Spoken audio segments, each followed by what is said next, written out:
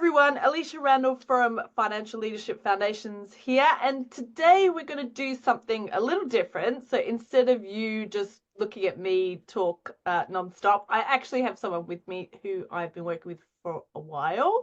So Alan Haywood, thanks so much for joining me today. I really appreciate it. Thanks for having me.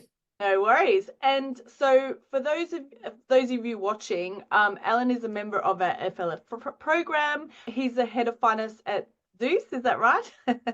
Zeus, yes, Zeus Labs. Yes.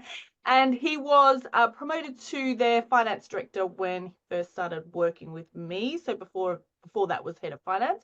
So before we start kind of talking about the last 12 months, and since I've known you, what made you decide to take on an accounting career? Oh wow, I feel like it's such a long time ago now. I remember a very long time ago, literally when I was about to go to university, I was like, well, I like maths, so I think maybe I'll do accountancy. And I wasn't sure what degree to go and study, so I managed to get 2 weeks work experience with an accountancy firm.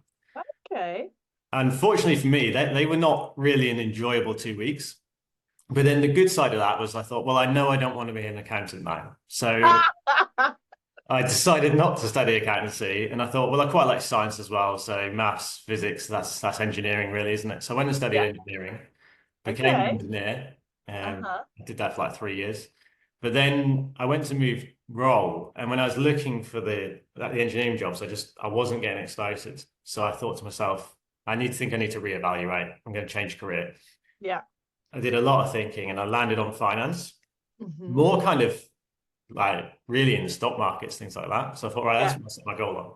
But then I applied for another grad scheme and I managed to get a job and a grad scheme, which was then in finance and accountancy, studying as part of that, I studied SEMA. So I thought, well, I can do that as a stepping stone. I went there and then I realized I actually did like accountancy. I kind of got full circle. And I think maybe I just didn't have the right placement for those 2 weeks. But so for me, I went full circle and I realized actually I enjoyed studying SEMA and I just kind of stayed in there ever since. But I think I enjoyed being able to see a lot of the business within finance. That was probably the key thing for me. I didn't have like this really clear, I want to go be an accountant. I went on a different route and ended up back where I started, but got there in the end. Yeah. I think because also sometimes accounting has a bit of a negative connotation. And to say, oh, I really want to be an accountant when you're 18. It's a conversation killer, isn't it? It is, yeah. Yeah, because for me, I wanted to be a hotel manager, I think, because I watched too much Pretty Woman. And and then I realized it was the management part, not the tourism and hospitality part. Yeah. Sure, Yeah, it's funny how you do that. So before Zeus, you also worked for really large companies. So I can see you've got Ford and Tesco on your LinkedIn page. So what made you decide to move from a startup scale up from those really large entities? Yeah, so I worked in big companies. Which is obviously is very different in the startup world. But I think that was great and it gave me a great grounding. So I'm always grateful to the people I met there and what I learned. But I always kind of had this itch about, I think you see so much about like Facebook suddenly scales and gets massive and all these companies that grow and those ones are the ones that get the attention in the media. And it's just always thought, wouldn't it be exciting to be on that roller coaster as a company growing?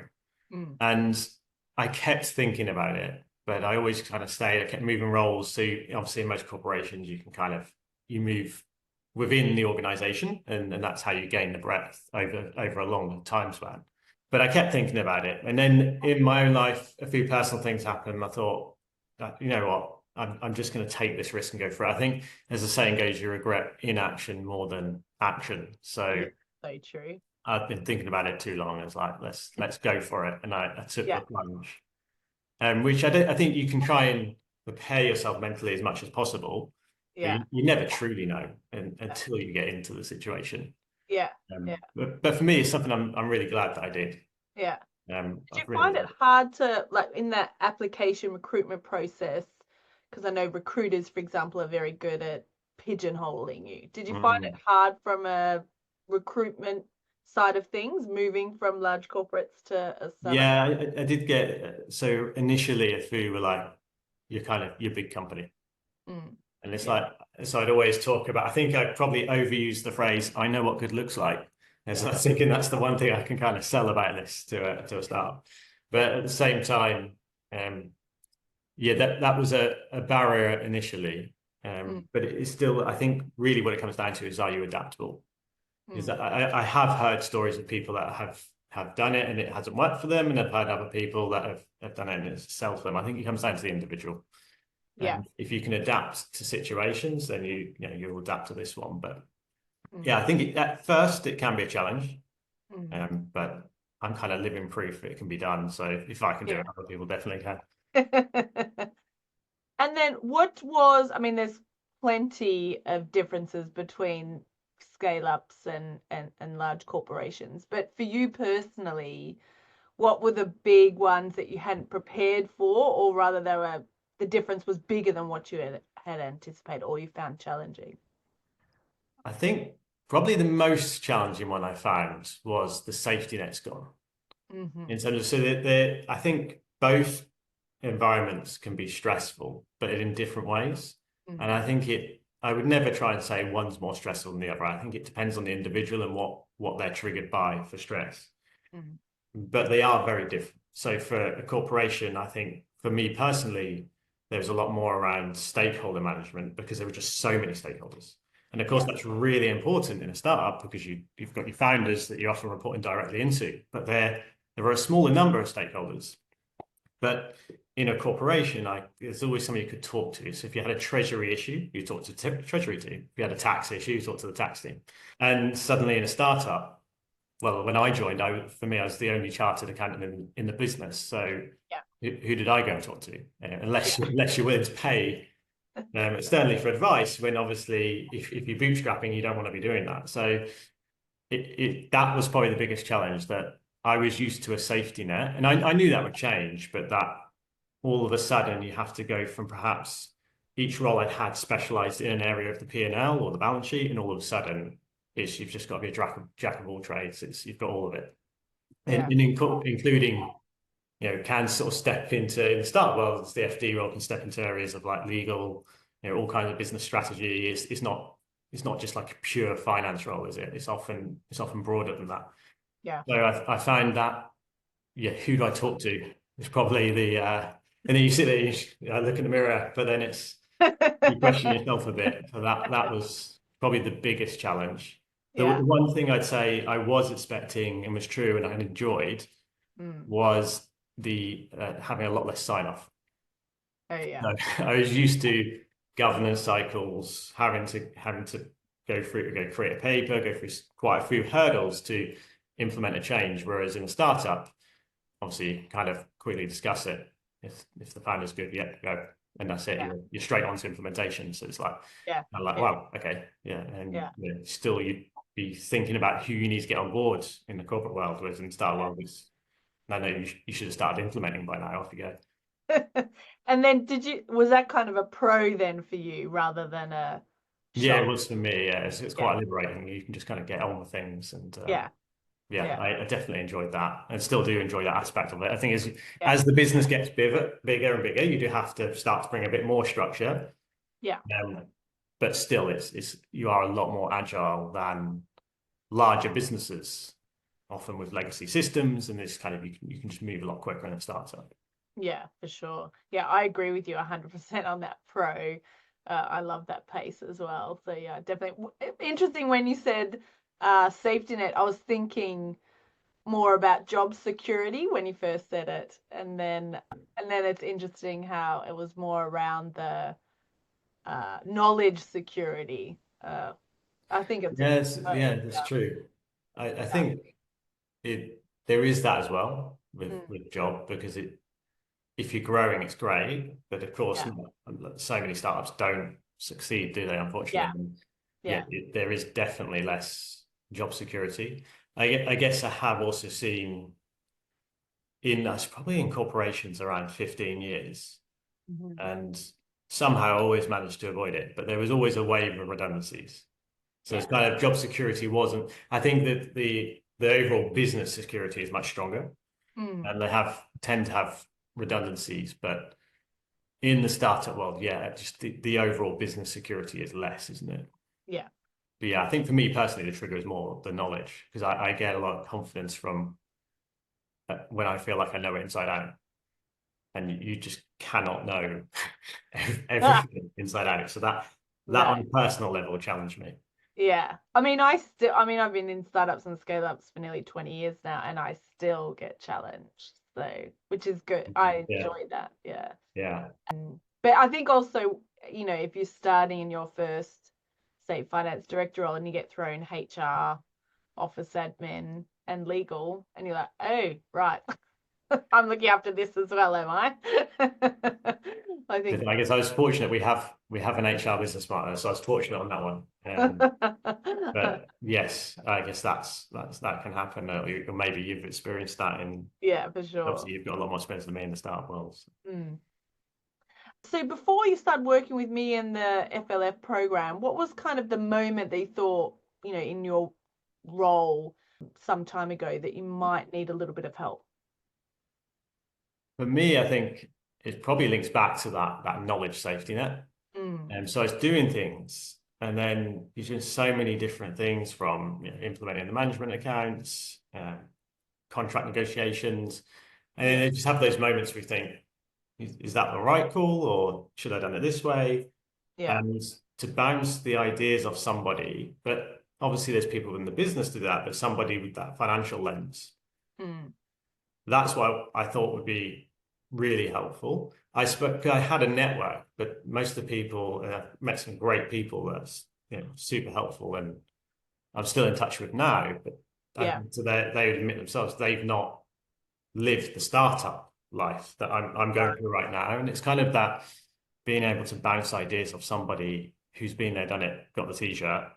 Which obviously I saw of yourself, and I thought, well, that would be great to actually speak to somebody that's lived this experience, rather than an intelligent person trying to imagine it, but actually someone who's just lived it. And I just felt that would be really helpful to me. And then obviously with the course materials, there are some things in there that I hadn't previously done around fundraise. So I thought it'd be good to cover off. So my experience had always been more operational finance, and I'd specialized in FP&A, business partnering. So for me, that looked like that could help as well. So then I just thought, putting all that together, it made sense for me to reach out. Okay, makes sense. And then you kind of talked about that maybe, but was there any other further decision making that you need to consider before enrolling?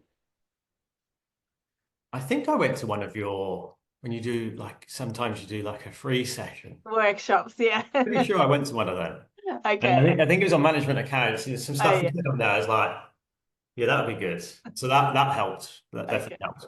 And then just internally, I was fortunate enough that Zeus are really good with supporting education and that. So they were able to help in terms of funding it. So I thought, well, that's great. So they were probably the final two things. And I was like, let's do this.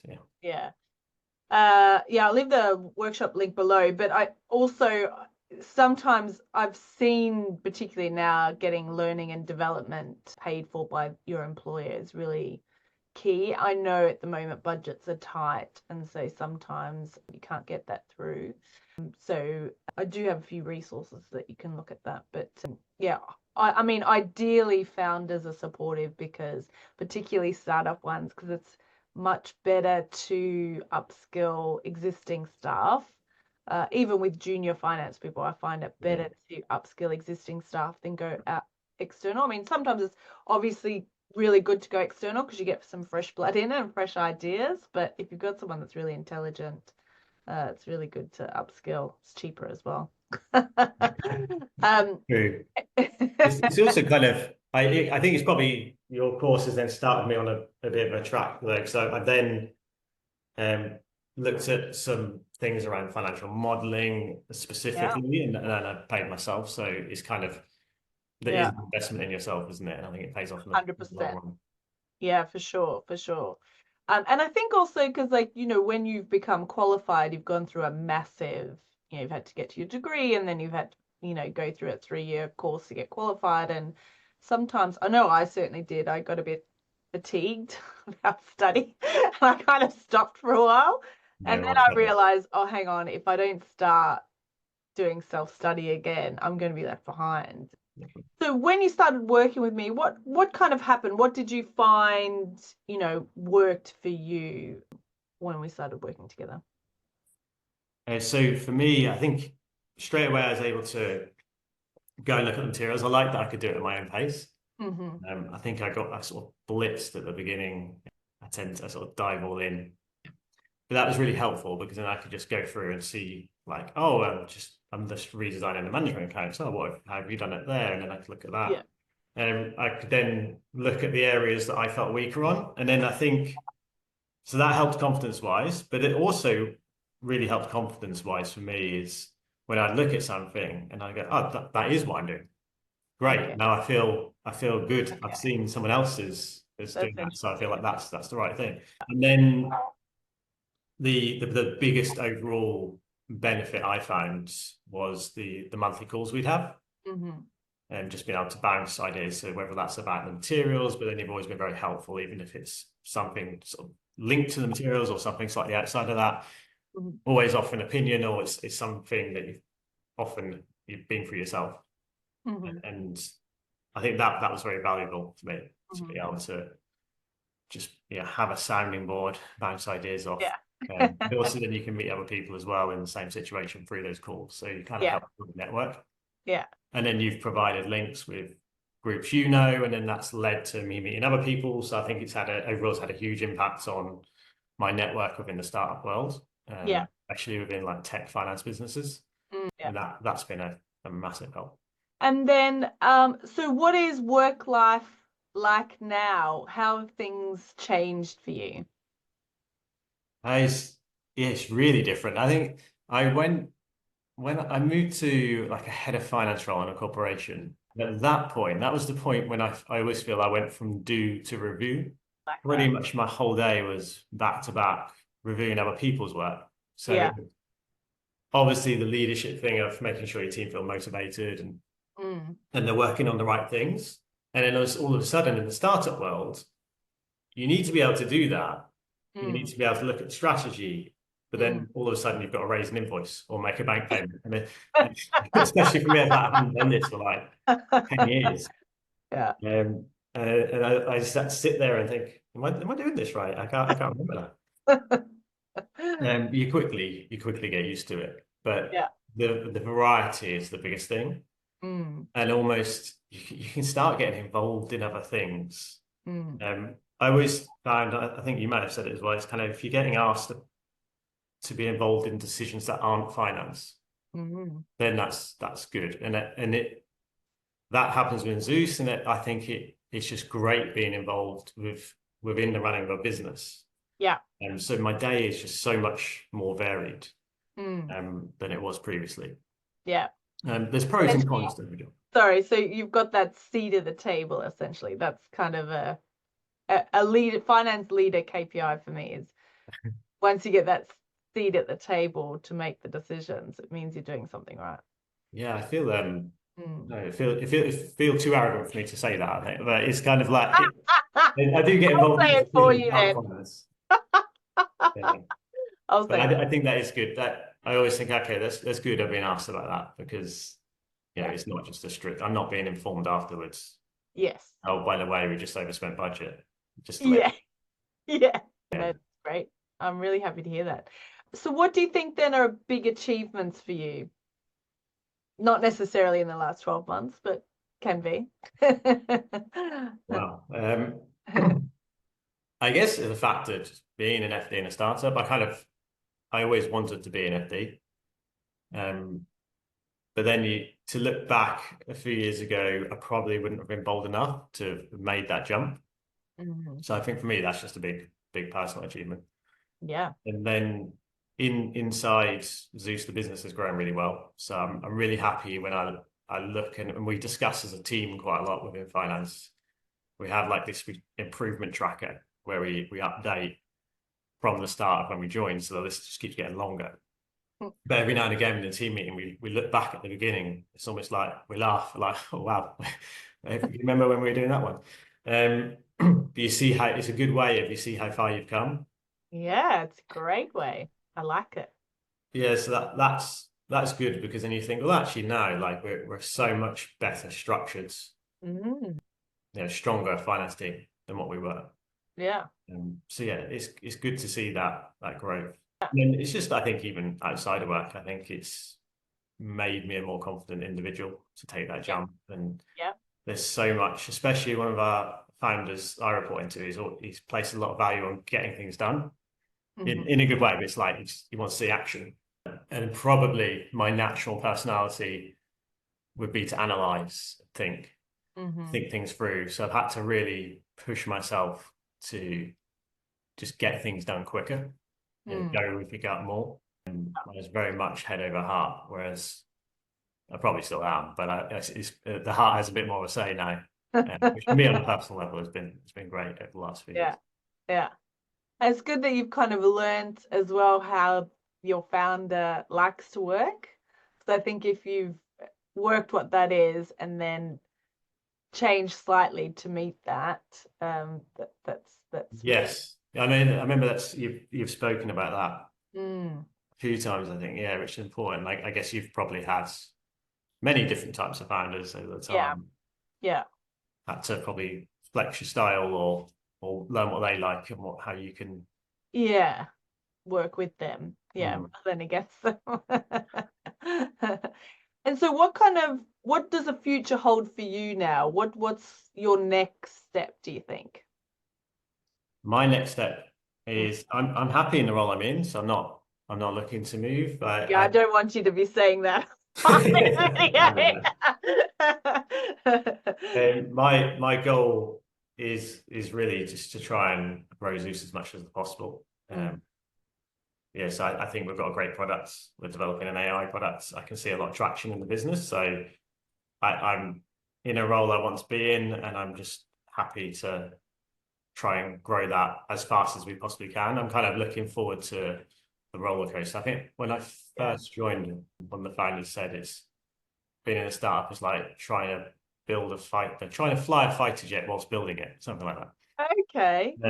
Yeah. Which is true, and it is a bit of a roller coaster. So I just want to ride the wave, and see where it takes us. I think it could be really, really good. Yeah, and then you may go through an exit as well. That would be that'd be great to do that. Acquisitions are easier than IPOs. Depending on who's buying you, maybe, but yeah. So what advice would you give then other heads of finance or new finance directors, do you think? I think, well, there's lots of things lots of routes I could go there, but probably my biggest one is don't be afraid to ask for help.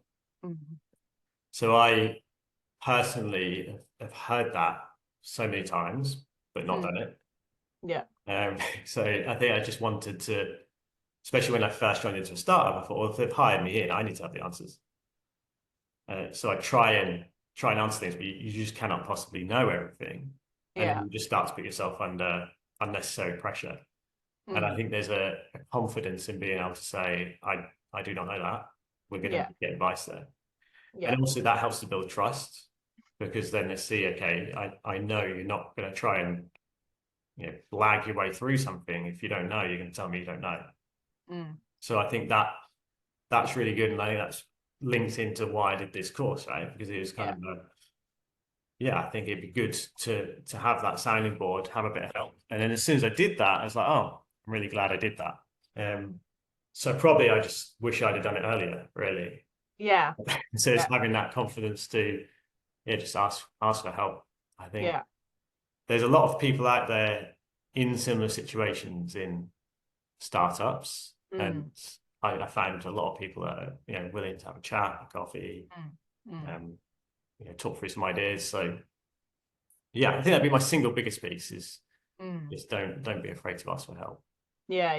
I totally agree with you, because I I mean, the main reason why I built this course is I built it for what I needed 20 years ago. Yes. Yeah.